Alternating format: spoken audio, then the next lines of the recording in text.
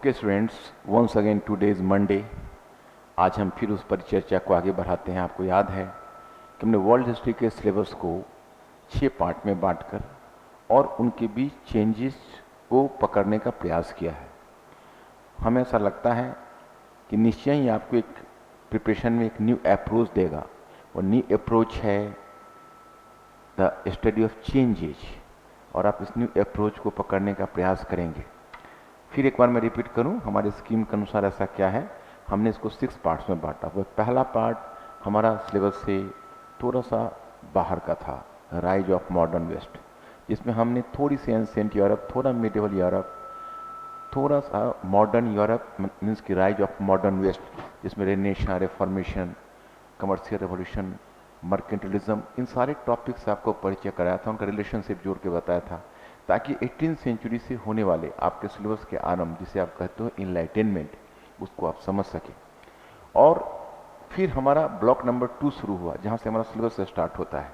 उसमें इनलाइटेनमेंट यानी प्रबोधन, अमेरिकी क्रांति, अमेरिकी संविधान, अमेरिकी गृहयुद्ध, फ्रांस की क्रांति, 19वीं सदी में उदारवाद और राष्ट्रवाद, इटली और जर्मनी का एकीकरण तथा राष्ट्रवाद के प्रभाव से साम्राज्यों का विघटन, ये दूसरा ब्लॉक हमारा था जो हमने उसको फिनिश किया।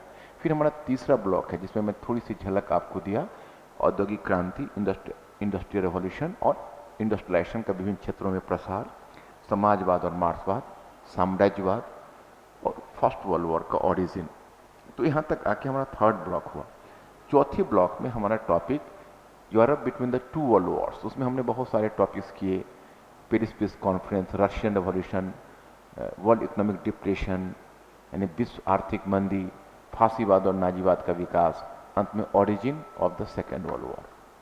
हमारा जो ये 5वां ब्लॉक है, वो सेकेंड वर्ल्ड वॉर के बाद दुनिया कैसे बदली, उसकी हम झलक देना चाहेंगे। टॉपिक्स बहुत है, हमारे पास समय कम है, हम पूरी टॉपिक्स तो आपको विस्तार से बता नहीं सकते। आपको हम उनके बीच जो अंतर संबंध हैं उन्हें समझाने का प्रयास करेंगे, और मुझे ऐसा लगता है कि आप इसे समझ सकेंगे। सेकेंड वर्ल्ड वॉर जब घटित हुआ, तो सेकेंड वर्ल्ड वॉर के बाद हम लोग एक नए युग में प्रवेश करते हैं, क्योंकि उसमें बहुत कुछ बदल गया। अगर हम उस बदलाव पर केवल नज़र डालें, इन बदलावों को देखते हुए हम लोग को 1990 पे जाना चाहिए, और 1990 के बाद फिर हम एक 6th ब्लॉक और लास्ट ब्लॉक करेंगे, जो कहीं ना कहीं हमें वर्तमान सिचुएशन से भी जोड़ने का प्रयास करेगा। तो पहले हम सेकेंड वर्ल्ड वॉर से आगे चलते हैं बच्चों, और उसमें हम देखते हैं कि कौन कौन से नए बदलाव नजर आते हैं। पहली बात कि सेकेंड वर्ल्ड वॉर के बारे में कहा जाता है, यूरोप के जो कुछ महत्वपूर्ण साम्राज्यवादी शक्तियां थी, वॉर तो किसी प्रकार से जीत ली, और उसके लिए उनको बाहर की शक्ति की सहायता लेनी पड़ी, और वो शक्ति थी संयुक्त राज्य अमेरिका। एक तरह से आप समझिए तो सोवियत रूस भी एक आउटकास्ट था, लेकिन अगर सोवियत रूस का सपोर्ट नहीं मिलता तो ब्रिटेन और फ्रांस तो इस वॉर को लूज कर चुके थे। अमेरिका और सोवियत रूस ने इस वॉर को जीता, लेकिन इस वॉर की समाप्ति के बाद यूरोप की 5 शताब्दियों के वर्चस्व का अंत हो गया। अब यूरोप में एक नया पावर आने वाला है, वो है संयुक्त राज्य अमेरिका, और ईस्ट में रूस जो हमेशा एक खतरा रहा, लेकिन पश्चिमी यूरोप में वो कभी बहुत प्रभावी नहीं हो पाया था। आज यूरोप के एक भाग में सोवियत रूस खड़ा होने वाला है। तो अब हम इसी सेकेंड वर्ल्ड वॉर में एक तो यूरोप की 5 शताब्दियों के वर्चस्व का अंत देख पा रहे हैं, दूसरा प्रभाव हम देख रहे हैं 2 महाशक्तियों का उद्भव, और इन 2 महाशक्तियों के उद्भव के साथ एक नई फिनोमेना जुड़ जाती है, शीत युद्ध, कोल्ड वॉर। अब ये कोल्ड वॉर एक कॉन्सेप्ट ही अपने आप में बहुत ही अलग है, क्योंकि इससे पहले जो वॉर होता था वो ओपन मिलिट्री बैटल होता था, वॉर होता था। ये कोल्ड वॉर जैसी अवधारणा क्यों आई? तो इसलिए क्योंकि 2 ब्लॉक बने, और दोनों ब्लॉक एक दूसरे को प्रभाव क्षेत्र को सीमित करने का प्रयास कर रहे थे। एक भौगोलिक और मनोवैज्ञानिक युद्ध लड़ रहे थे, लेकिन खुले रूप में युद्ध नहीं लड़ रहे थे। इसका कारण कहीं ना कहीं न्यूक्लियर वेपन्स का भी आना था, कहीं ना कहीं दोनों पावर को कहीं ना कहीं एक बराबरी का स्टेटस प्राप्त करना था।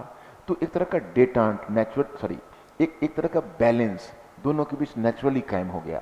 तो ये हम देखते हैं कि सेकेंड वर्ल्ड वॉर के मध्य ही कुछ ऐसी इशूज उभर कर आए जिसके कारण ये कोल्ड वॉर ने जन्म लिया। तो किसी क्रिटिक ने वास्तव में कहा कि सेकेंड वर्ल्ड वॉर के मित्र जो आपस में मित्र थे वो मित्र नहीं रह गए, और ये मित्र हैं संयुक्त राज्य अमेरिका और सोवियत रूस, जो मिलकर संयुक्त मोर्चा बनाया था, ज्वाइंट मोर्चा बनाया था। लेकिन उसी के दरमियान कुछ मतभेद के बिंदु उभर कर आए। उदाहरण के लिए सोवियत रसिया का बहुत ज़्यादा डिवास्टेशन हो रहा था, उधर फ्रांस में वह रिक्वेस्ट कर रहा था एलाइड पावर्स को कि आप एक सेकेंड फ्रंट वहां खोलिए ताकि सोवियत रशिया पर से दबाव कम हो जाए। ब्रिटेन और अमेरिका ने यह कहा कि उसके प्रस्ताव को ठुकरा दिया कि ऑलरेडी ब्रिटेन उस समय दक्षिणी यूरोप में ग्रीस में लड़ रहा था, वो फ्रांस में कोई सेकेंड मोर्चा खोलना मुनासिब नहीं समझा। उसने कहा इससे हमारी खुद की शक्ति बढ़ जाएगी, हम जर्मनी को क्या परेशान कर सकेंगे। और फिर इसी मुद्दे पर ऐसा सोवियत रूस के प्रधान स्टालिन को लगा कि शायद ये हमें डिवास्टेट कराने की कोशिश कर रहे हैं। इनका गेम प्लान यह है कि जर्मनी की तो हार हो लेकिन साथ में सोवियत रूस भी समाप्त हो जाए। तो मनमुटाव वहीं से शुरू हुआ और फिर सोवियत रूस ने पूर्वी, जब जर्मनी पीछे हटा सोवियत रूस आगे बढ़ा, तो उसने उन सारे पूर्वी यूरोप के क्षेत्र पर जहां पर पहले जर्मनी ने कब्जा कर रखा था उस क्षेत्र को खाली कराते हुए वह सोवियत रूस जर्मनी के पूर्वी भाग से घुस गया। उधर चूंकि सेकेंड फ्रंट खोलने के बाद ब्रिटेन और अमेरिका ने पहले फ्रांस को आजाद कराया और वो सब उधर से पश्चिमी साइड से घुस गए। अब आलम बड़ा अजीब हो गया। सोवियत रशिया ने पूरे पूर्वी यूरोप के देशों पर कब्जा कर लिया और पूर्वी जर्मनी के पार्ट पर भी कब्जा कर लिया। जब पश्चिमी यूरोप के कंट्री वहां आ रहे हैं तो देख रहे हैं कि परिदृश्य तो बहुत अलग है और अमेरिका भी शॉक्ड हुआ। उस समय बार बार ब्रिटिश प्रधानमंत्री चर्चिल सोवियत रशिया को यह स्पष्ट करने का दबाव डाला कि आप इन क्षेत्रों में चुनाव करा के स्वतंत्र सरकारें बना दो, परंतु सोवियत रूस के मन में तो कुछ अलग खिचड़ी पक रही थी। वो सोच रहा था कि इन पूंजीवादी देशों के बीच हमारा होना ये तो एक तरह से मगरमच्छों के बीच एक मछली के बचने के बराबर है। तो उन्होंने सोवियत रूस ने अपने बचाव के लिए इन सारे देशों में समाजवादी सरकार ऊपर से स्थापित कर दी। जर्मनी का भी प्रैक्टिकली विभाजन हो गया, वो शीत युद्ध का पिलर बन गया और पूर्वी जर्मनी में एक साम्यवादी सरकार स्थापित कर दी गई। यहीं से यूरोप विभाजित हो गया और बताया जाता है कि प्रोटेस्टेंट आंदोलन के बाद विचारधारा के स्तर पर यूरोप कभी भी इतना विभाजित नहीं हुआ था जितना वो शीत युद्ध में हो गया। तो एक फिनोमेना शीत युद्ध का हमारे सामने उभर कर आ गया। अब आगे देखेंगे कि शीत युद्ध का जो विस्तार है वो पूरे थर्ड वर्ल्ड में जाएगा और इसका एक्चुअल डिवास्टेशन अन्य कॉन्टिनेंट को, अन्य महादेश को भुगतना पड़ेगा और वो होगा एशिया, अफ्रीका और लैटिन अमेरिका। तो इन चीज़ों पर हम लोग आगे गौर करेंगे। एक यह ट्रेंड है। एक नए प्रकार का ट्रेंड यह आया कि सेकेंड वर्ल्ड वॉर के बाद डिकोलोनाइजेशन का प्रोसेस शुरू हुआ और इस प्रक्रिया में जैसा कि आप जानते हैं कि इंडिया सबसे आगे था। 1947 में सबसे पहले इंडिया को आज़ादी मिली आफ्टर सेकेंड वर्ल्ड वॉर। ये पहला कंट्री था जिसने आज़ादी हासिल की और फिर इसके बाद 1948 में श्रीलंका का, बर्मा का, फिर ये प्रोसेस दक्षिण पूर्व एशिया में शुरू हुआ। दक्षिण पूर्व एशिया के देश आज़ाद हुए और फिर एशियाई कंट्री जैसे आज़ाद हुए उसी प्रकार से उधर वेस्ट एशिया का नज़ारा कुछ और है। वेस्ट एशिया में अगर हम लोग थोड़ा सा अपनी मेमोरी पर बल दें तो फर्स्ट वर्ल्ड वॉर के बाद वहाँ पर जो पेरिस पीस कॉन्फ्रेंस था उसमें एक अरब नेशन को बनाने का वादा करके उस क्षेत्र को वर्चुअली बांट लिया गया था। और कैसे इराक में, पैलेस्टाइन क्षेत्र में ब्रिटेन ने अपना वर्चस्व स्थापित किया था, लेबनान में, सीरिया में फ्रांस का वर्चस्व था, लेकिन धीरे धीरे लेबनान और सीरिया से 1941 तक फ्रांस को भी हटना पड़ा। 1932 में इराक को आज़ाद करना पड़ा ब्रिटेन को। पैलेस्टाइन रीजन भी एक तरह से ब्रिटेन को धीरे धीरे वहाँ से हटना पड़ा, लेकिन वो जो रीजन है उस पर फिर भी पश्चिमी देशों का वर्चस्व बना रहा। और विशेषकर जब ऑयल का प्रोडक्शन शुरू हो गया तो ऑयल के प्रोडक्शन के बाद तो उन लोगों की गिद्ध दृष्टि उन क्षेत्र पर पड़ी हुई थी। तो ये चीज़ थी। लेकिन अब एक दिलचस्प चीज़ आपको अरब क्षेत्र में और पश्चिम एशिया में मिलेगा कि पहली महाशक्ति थी ब्रिटेन और पहली महाशक्ति अपने पावर को लूज करने लगी और एक दूसरी महाशक्ति के रूप में या नई महाशक्ति के रूप में यूएसए का विकास हुआ। वैसे अगर आप एक्सप्रेसिवली देखें, स्पष्ट रूप में देखें तो आपको ऐसा लगेगा कि यूएसए और यूएसएसआर, संयुक्त राज्य अमेरिका और सोवियत रूस, इन दोनों के बीच कन्फ्लिक्ट होने वाला है और ये दोनों के बीच कोल्ड वॉर शुरू हुआ। लेकिन एक साइलेंट वॉर ब्रिटेन और अमेरिका के बीच भी चल रहा था क्योंकि पश्चिम एशिया और अरब क्षेत्र में पहले ब्रिटेन का वर्चस्व था।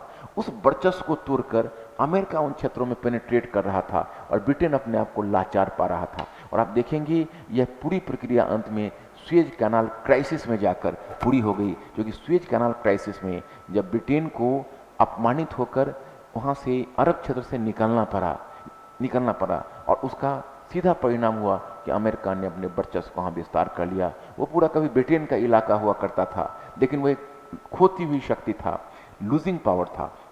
गेनिंग पावर के रूप में संयुक्त राज्य अमेरिका ने वहाँ पर अपना वर्चस्व स्थापित कर लिया। तो इस प्रकार से हम देखते हैं बदलाव की प्रक्रिया चल रही है। अब एक महत्वपूर्ण मुद्दा था कि पहले एशियाई देश स्वतंत्र हुए, फिर इनके साथ अफ्रीकी देश स्वतंत्र हुए, और इनकी स्वतंत्रता में एक बहुत बड़ा कारक के रूप में काम कर रहा था जिसे तुम कहते हो अटलांटिक चार्टर। अब ये अटलांटिक चार्टर क्या है, मुझे लगता है कि वर्ल्ड हिस्ट्री पर और इंटरनेशनल रिलेशन पर काम करने वाले बच्चों को इस अटलांटिक चार्टर का ज्ञान जरूर होना चाहिए। वो जो अटलांटिक चार्टर था वो एक विशेष एजेंडा था, और अमेरिकी प्रेसिडेंट की आदत रही है कि जब दुनिया में कोई काम करने चला तो ऐसी सिचुएशन में उसने कहीं ना कहीं एक आइडियोलॉजी देने की कोशिश की। जैसे फर्स्ट वर्ल्ड वॉर के बाद विल्सन महोदय आए तो 14 पॉइंट प्रोग्राम लेकर आए। अब सेकेंड वर्ल्ड वॉर में ब्रिटेन के द्वारा यूएसए को बार बार रिक्वेस्ट किया जा रहा था कि आप इसमें जंप करिए, आइए, तो यूएसए उसको टाल रहा था। और यूएसए सेकेंड वर्ल्ड वॉर में फाइनली इन करता है जब दिसंबर 1941 में, जब उसकी एक सैनिक अड्डे पर्ल हार्बर पर जापान का अटैक होता है। लेकिन आश्चर्य का विषय यह है कि इस पर्ल हार्बर के अटैक से पहले ही American president Franklin D Roosevelt ने ब्रिटिश प्रधानमंत्री चर्चिल को अटलांटिक महासागर के एक जहाज पर मीटिंग के लिए बुलाया, और उस जहाज पर उसने पहली बार ऐसा लिख कर दिया कि दुनिया के विभिन्न क्षेत्रों में निवास करने वाले लोगों को आत्मनिर्णय का अधिकार मिलना चाहिए, they should get the right to self judgment. और इस पर चर्चिल को दबाव में सिग्नेचर करना पड़ा, क्योंकि सेकेंड वर्ल्ड वॉर में ब्रिटेन के लिए सर्वाइवल का क्वेश्चन था और वो अमेरिका जैसे एलाई को खोना नहीं चाहता था, इसलिए उसको उसमें साइन करना पड़ा। और ये अटलांटिक चार्टर को माना जाता है ये कॉलोनियलिज्म का एक एजेंट, डीकोलोनाइजेशन के एंड का एक एजेंडा बन गया, उपनिवेश मुक्ति का एक एजेंडा बन गया। अब ये जो अटलांटिक चार्टर है ये अपना आप में कितना दिलचस्प चीज़ है कि इससे पहले हमने विल्सन्स का 14 पॉइंट प्रोग्राम देखा था। मुझे ऐसा लगता है कि वर्ल्ड हिस्ट्री और इंटरनेशनल रिलेशंस की तैयारी करने वाले बच्चों को इन दोनों के बीच का अंतर पता होना चाहिए, क्योंकि विल्सन के 14 पॉइंट प्रोग्राम में बड़ी चालाकी की गई थी। कहा गया था कि यूरोप के लोगों को, मध्य यूरोप और पूर्वी यूरोप की जनता को आत्मनिर्णय का अधिकार मिले। लेकिन यही बात जब उपनिवेश की जनता ने मांग उठाई, इधर इंडिया, चाइना, कोरिया, इजिप्ट सभी आशा भरी निगाह से विल्सन की तरफ देख रहे थे कि कुछ हम लोगों के लिए कोई पैकेज है क्या। लेकिन उसने क्लियर कर दिया कि थर्ड वर्ल्ड के पुराने उपनिवेशों के लिए इसमें कोई पैकेज नहीं है। अब यहाँ ये पूरी दुनिया के लिए पैकेज था और ये डिकोलोनाइजेशन का एजेंडा था। देखने पर लगता है कि भाई यूएसए कितना लिबरल कंट्री है और किस तरह दुनिया की आज़ादी के बारे में सोच रहा है। इन बच्चों अगर आप यहाँ भी गहराई से देखेंगे तो उसका एक हिडन एजेंडा, उसके पीछे जो छिपा हुआ इंपीरियलिज्म है उसकी बू आपको नजर आएगी। एक्चुअली वर्ल्ड वॉर्स के बाद यूएसए दुनिया की सबसे बड़ी इकोनॉमी के रूप में इमर्ज किया। तो अब यूएसए को यह डर है, यूएसए को अब ऐसा लगता है कि जब तक ये कॉलोनियल पावर्स जैसे ब्रिटेन, फ्रांस, हॉलैंड, ये अगर दुनिया की कॉलोनीज को छोड़ेंगे नहीं तो हम अपनी ट्रेड का वहाँ एक्सटेंशन कैसे करेंगे। तो उसके पीछे भी उसका एक छिपा हुआ एजेंडा है और उसने इस प्रकार से अटलांटिक चार्टर, इसके अलावा उसको थोड़ा प्रोपेगेंडा एक वैल्यू भी उसका है जो यूएसए अपने आप को एक लिबरल पावर के रूप में प्रोजेक्ट कर सकता है, यह भी एक फैक्टर के रूप में काम कर रहा है। तो इस तरह से हम देखते हैं कि अटलांटिक चार्टर है। लेकिन एक और भी इसमें दिलचस्प तथ्य है जिसको नजरअंदाज नहीं किया जा सकता। किसी क्रिटिक ने कहा है कि कोल्ड वॉर ने अटलांटिक चार्टर के एजेंडे को पॉल्यूट कर दिया। जैसे जब उपनिवेश मुक्ति की प्रक्रिया चल रही है तो उसमें एशियाई उपनिवेश मुक्त हो रहे हैं, साउथ ईस्ट एशिया में, उधर हम देखते हैं ईस्ट एशिया में, अफ्रीका में। तो अब उसमें एक दिलचस्प बात यह हो गई कि अधिकतर कंट्रीज, क्योंकि अमेरिका या पश्चिमी देश चाहते हैं कि अधिकांश देश पूंजीवादी मॉडल को अडॉप्ट करें, क्योंकि अगर वो कैपिटलिस्ट मॉडल को अडॉप्ट कर लेते हैं तो किसी न किसी प्रकार से वेस्ट की जो इकोनॉमिक सुप्रीमेसी है वो बची रह जाती। लेकिन अगर वो सोशलिस्ट इकोनॉमी की तरफ चले जाते, सोवियत मॉडल की तरफ, तो फिर कैपिटलिस्ट मॉडल का खात्मा कगार पर आ जाता। तो ऐसे सिचुएशन को देखते हुए उनकी कोशिश यह है कि दुनिया के ज़्यादा से ज़्यादा देश इस कैपिटलिस्ट मॉडल को अडॉप्ट करें। इसके लिए वो प्रयासरत भी हैं, लेकिन अब उसमें सवाल ये खड़ा होता है कि उसके लिए उनको बहुत एक्टिव रहना पड़ रहा था, क्योंकि उधर सोवियत रूस भी अपने हेजेमनी को, वर्चस्व को बढ़ाने की कोशिश कर रहा था। जगह जगह कम्युनिस्ट पार्टी स्थापना की जा रही थी, कहीं कहीं कम्युनिस्ट सक्सेसफुल हो रहे थे। तो उसमें हुआ ऐसा कि जो कंट्री किसी डेमोक्रेटिक पार्टी या लिबरल पार्टी के नेतृत्व में जब लिबरेशन की बात कर रहा था तो वहाँ तो यूएसए का सपोर्ट उसे मिल जाता। लेकिन अगर कहीं कम्युनिस्ट पार्टी लीड कर रहा था तो यूएसए, ब्रिटेन, फ्रांस सभी उसको डिस्टर्ब करते। इसका आपका एक ज्वलंत उदाहरण है चीन। चीन जो कि कम्युनिस्ट चाइना बन रहा था, या माओ सेतुंग के नेतृत्व में चीनी कम्युनिस्ट पार्टी लीड कर रहा था, तो वहाँ पर यूएसए का या जो कैपिटलिस्ट कंट्रीज है उसकी दृष्टि वक्र थी। और वियतनाम में जब हो ची मिन्ह एक कम्युनिस्ट पार्टी को लीड कर रहा था आज़ादी के लिए, तो वहाँ तो स्थिति इतनी विकट हो गई जो फ्रेंच कॉलोनी थी कि वहाँ पर यूएसए इतना जम गया कि अंत में हमने देखा कि 30 ईयर्स के ये एक बड़े ही बड़े कॉन्फ्लिक्ट का रूप ले लिया। और इस कॉन्फ्लिक्ट को हम कहते हैं वियतनामी कॉन्फ्लिक्ट, जिसमें अंत में यूएसए को एक बड़ा सेटबैक भी लगा और उसे बड़ा ही अनसेरेमनियसली वहाँ से 1970 में वापस होना पड़ा, और उसे यूएसए का वाटरलू कहा जाता है। तो इसलिए हम कह सकते हैं कि फाइनली जो कोल्ड वॉर है उसने अटलांटिक चार्टर के एजेंडे को पल्यूट किया, इसमें कोई दो राय नहीं। अब एक इससे जुड़ा हुआ एक और मुद्दा हम डिस्कस करना चाहेंगे। जैसे पीछे हमने देखा कि उस समय इंटरनेशनल इकोनॉमी चल रही थी, वो इंटरनेशनल इकोनॉमी के संचालक कौन थे? तो ये दुनिया के कुछ कैपिटलिस्ट पावर्स थे, इंपेरियलिस्टिक पावर्स थे। मतलब आप समझ सकते हैं उस समय यूएसए तो थोड़ा सा साइडलाइन था, लेकिन जैसे Britain, France, Germany, Italy, Austria, रूस, तो यही कंट्रीज पहले, मैं 19वीं सेंचुरी की बात कर रहा हूँ, पूरे इंटरनेशनल इकोनॉमी को चला रहे थे। और इन्होंने एक गोल्ड स्टैंडर्ड अपना रखा था, जिसके आधार पर जो आज डॉलर जो भूमिका निभाता है, या सेकेंड वर्ल्ड वॉर के बाद डॉलर ने जो भूमिका निभाई, क्योंकि अब डॉलर का तो सिचुएशन बदल गया, तो वो भूमिका उस समय वही स्वर्णमान गोल्ड स्टैंडर्ड निभा रहे थे। और यही 5 to 6 पावर्स इंटरनेशनल ट्रेड का नॉर्म इस्टेब्लिश कर रही थी। कॉलोनीज, बाकी कॉलोनीज थे जिसमें करेंसी हर कुछ इनके द्वारा डिसाइड किया जाता था। ये खुद गोल्ड स्टैंडर्ड पर चलाते थे।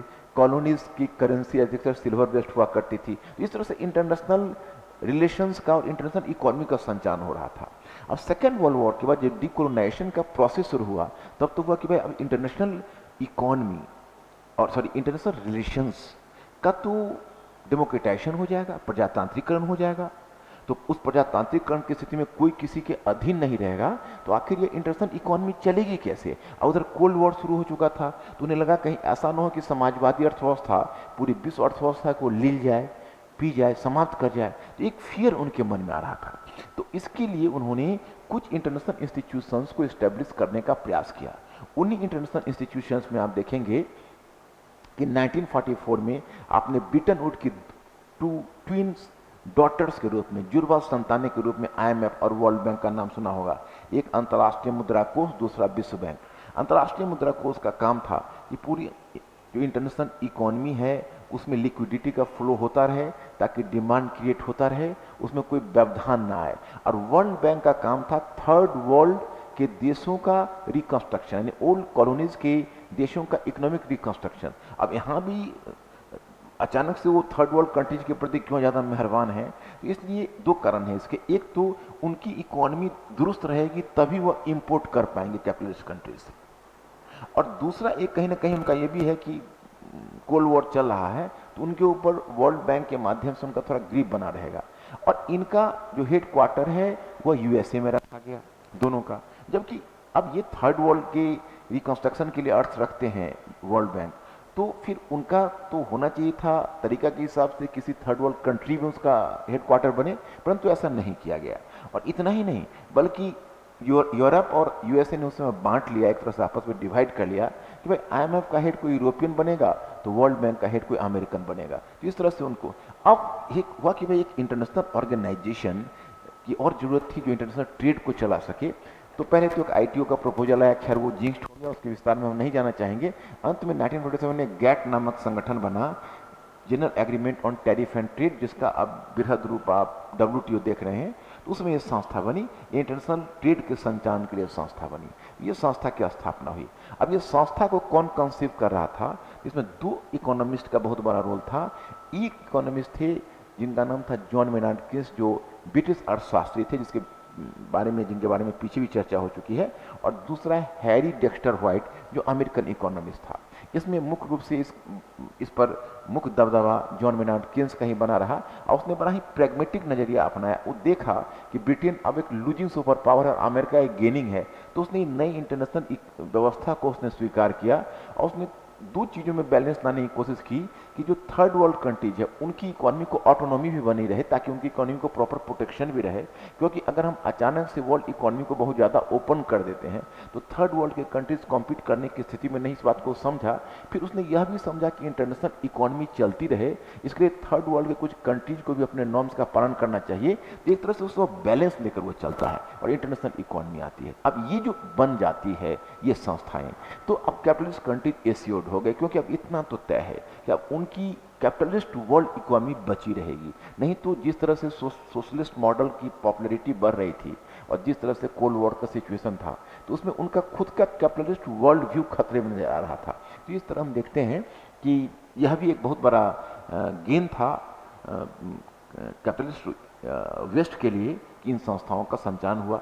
और एक टर्म है जो बार बार आता है, ये है कि कॉलोनियलिज्म कभी समाप्त नहीं होता, केवल रूप बदलता है। Colonialism never ends, simply changes it's form. The same happens here. अब आप यहां देखिए कि अब कॉलोनी को तो उन्होंने मुक्त कर दिया, लेकिन उनका जो इकोनॉमिक इंपेरियलिज्म है वो इन संस्थाओं के माध्यम से बना रह गया। सेकेंड वर्ल्ड वॉर के बाद कहीं ना कहीं वो अपने वर्चस्व को बनाए रखने का प्रयास करने लगे। अब हम एक दूसरी तरफ चलते हैं कि जैसे थर्ड वर्ल्ड के कंट्रीज फ्री हुए, कहने के लिए फ्री हुए, अब उनके सामने बहुत सारी समस्याएं मुंह बाएं खड़ी थी। इधर दो तीन चीजें हैं जो बड़ी मार्केबल हैं। एक कि जब थर्ड वर्ल्ड के कंट्रीज फ्री हुए तो एशिया, अफ्रीका पहले तो एक बहुत लंबी प्रक्रिया में डिकोलोनाइजेशन का चला और उसमें बहुत जगहों पर खूनी संघर्ष भी हुआ। ब्लडी कन्फ्लिक्ट जैसे वियतनाम में, एशिया में हुआ, उधर अफ्रीका में अल्जीरिया में हुआ, नाइजीरिया में स्थिति स्मूथ नहीं थी। उधर अगर ईस्टर्न अफ्रीका में देखें तो एक ब्रिटिश कॉलोनी थी केन्या, वहाँ पर भी कन्फ्लिक्ट चले। तो मतलब कुल मिलाकर जहाँ वेस्टर्न पावर्स का स्टेक कम था, वहाँ तो उन्होंने आज़ादी को अपेक्षाकृत आसानी से स्वीकार कर लिया। लेकिन जहाँ उनका बहुत बड़ा स्टेक था वहाँ पर उन्होंने कॉलोनी को बचाने के लिए जान लगा दी और उसमें बहुत रक्तपात और हिंसा जैसी घटनाएं भी की। तो ये सारी बातें हुई। लेकिन अब जब कॉलोनी स्वतंत्र हुआ तब तक इधर जिसको कोल्ड वॉर, जिसका विस्तार हम पहले ओरिजिन यूरोप में देखते हैं, उस यूरोप में तो एक तरह से शांति आ गई। क्योंकि यूरोप में एक प्रश्न यह उठता है कि सेकेंड वर्ल्ड वॉर के बाद यूरोप का विभाजन और एकीकरण दोनों हुआ। विभाजन अगर कोल्ड वॉर ने किया तो एकीकरण कर रहा है, उसका यूनिफिकेशन कर रहा है यूरोपीय आर्थिक समुदाय। क्योंकि फ्रांस के मन में बहुत पहले से ये बात बैठी हुई थी कि अगर यूरोप में युद्ध समाप्त करना है, वॉर को फिनिश करना है, हर अन्य यूरोपीय चिंतकों को भी लग रहा था कि यूरोप के हर जनरेशन के लोगों को एक न एक डिवास्टेटिंग वॉर को फेस करना पड़ता है। और अगर इस डिवास्टेटिंग वॉर को समाप्त करना है तो कहीं ना कहीं हमें फिर इस वॉर को समाप्त करने के लिए एक यूरोप में आपस में एकता लानी होगी। और खासकर एक बड़ी दिलचस्प चीज़ है, पीछे हमने गौर किया है कि जब जर्मनी का यूनिफिकेशन हुआ, उससे पहले फ्रांस यूरोप का एक बहुत बड़ा पावर हुआ करता था। लेकिन जब जर्मनी का यूनिफिकेशन हुआ तो जर्मनी के यूनिफिकेशन के बाद जो यूरोप का बैलेंस ऑफ पावर है वो बुरी तरह बिगड़ गया। सेकेंड वर्ल्ड वॉर के बाद फ्रांस को थोड़ी सी जर्मनी टू पार्ट में डिवाइड कर गया, ईस्ट एंड वेस्ट में। तो अब वो जर्मनी नहीं रहा। फिर भी फ्रांस को डर था कि कहीं वेस्ट जर्मनी ही ज़्यादा पावरफुल ना हो जाए। और फिर यूरोप की हर पीढ़ी को एक डिवास्टेटिंग वॉर का सामना करना पड़ता था, इसलिए कोई ना कोई ऐसा प्रबंधन करना आवश्यक था। तो ब्रिटेन तो इसमें दिलचस्पी नहीं रही, क्योंकि ब्रिटेन तो इंग्लिश चैनल से पहले ही कटा हुआ है। और अभी जो आप ब्रेग्जिट देख रहे हैं वो ब्रिटेन के मन में इस तरह की चीज़ें, मतलब एक असमंजस का भाव हमेशा यूरोप के एकीकरण को लेकर रहा। तो ब्रिटेन तो उससे शुरू में बाहर ही रहा। केवल 6 कंट्रीज ने इनिशिएटिव लेकर, जिसमें France, Belgium, Holland, West Germany, Italy, तो इन सभी देशों ने मिलकर और लग्जेमबर्ग, इन 6 देशों ने मिलकर वहाँ एक यूरोपीय आर्थिक समुदाय का निर्माण किया। वो एक तरह से वो एकीकरण वहाँ पर लाना चाहते थे। अब उसके बाद उसका नाम बदलकर, ये पहली प्रक्रिया उनकी 1958 में हुई, सॉरी 67 नहीं, पहली प्रक्रिया 1958 में हुई। और उसके बाद सेकेंडली 1967 में उन्होंने थोड़ा और अपने आप को इंटीग्रेट किया और उसका नाम बदलकर हो गया यूरोपीय समुदाय। तो इस प्रकार से इधर यूरोप का एकीकरण भी हो रहा है, यूरोप का विभाजन भी हो रहा है। लेकिन कुल मिलाकर आप देखेंगे तो 1940 के लास्ट तक जाकर या अब 1950 तक जाकर या 1949, 48, 49 आप कह लें, यानी नाटो के संगठन 49 में हुआ है, उसकी उस समय तक जाकर यूरोप में एक तरह की स्टेबिलिटी आ गई थी। लेकिन अब इनकी राइवलरी अन्य महाद्वीपों में शुरू हो गई, इसलिए आप कह सकते हो कि extension of cold war in other continents it became a very common phenomena. तो आप अगर देखेंगे तो शीत युद्ध का जो एक्चुअल डिवास्टेशन है वो थर्ड वर्ल्ड में देखने को मिला, उसमें लाखों लोग मारे गए और एक तरह से सेकेंड वर्ल्ड वॉर से कहीं ज़्यादा लोग इस शीत युद्ध की चपेट में आए। उसमें आपको दो चार क्राइसिस बड़े ही इंपॉर्टेंट है जिस पर लोगों की नज़र होनी चाहिए। जैसे एक कोरियन संकट होता है, कोरियन क्राइसिस होता है। इस क्राइसिस के बारे में विस्तार से कहने का मेरे पास वक्त नहीं है, जो लगभग 1950 से 53 तक चला। उसका हैंगओवर अभी भी आप देख रहे होंगे कि डोनाल्ड ट्रंप का या अमेरिका का नॉर्थ कोरिया से वार्ता चल रही है और उसमें चाइना का भी थोड़ा बहुत मीडिएशन हो रहा है। तो ये जो देख रहे हैं वो कहीं ना कहीं उसी कोरियन वॉर का एक्सटेंशन है। फिर उसी प्रकार से एक दूसरा क्राइसिस आया, वो स्वेज कनाल क्राइसिस आया, जब इजिप्ट का जो प्रेसिडेंट या तानाशाह था यानी कर्नल नासिर, उसने जब स्वेज कैनाल का नेशनलाइजेशन किया, जिसको ब्रिटिश अपनी प्रॉपर्टी मानते थे, तो फिर ब्रिटेन, फ्रांस और इजराइल ने हमला कर दिया। उसने स्वेज कैनाल क्राइसिस का रूप ले लिया। उसके आगे की एक घटना आपको दिखती है वियतनाम क्राइसिस, जिसकी चर्चा मैंने की है कि वियतनाम एक कोल्ड वॉर का हिस्सा बन गया। और अंत में क्यूबा मिसाइल क्राइसिस, उसने बड़ा विकट रूप धारण किया था। ये घटना 1963 की है। इस तरह से ये चार क्राइसिस ऐसे आए जब लगने लगा कि भाई ये शीत युद्ध कभी भी गर्म हो सकता है और कभी भी दुनिया समाप्त हो सकती है। तो फिर उसके उपचार किए जाने की बात की जा रही थी। अटलांटिक चार्टर ने एक और फेनोमेना को जन्म दिया था। वो फेनोमेना हम कहते हैं यूएनओ को।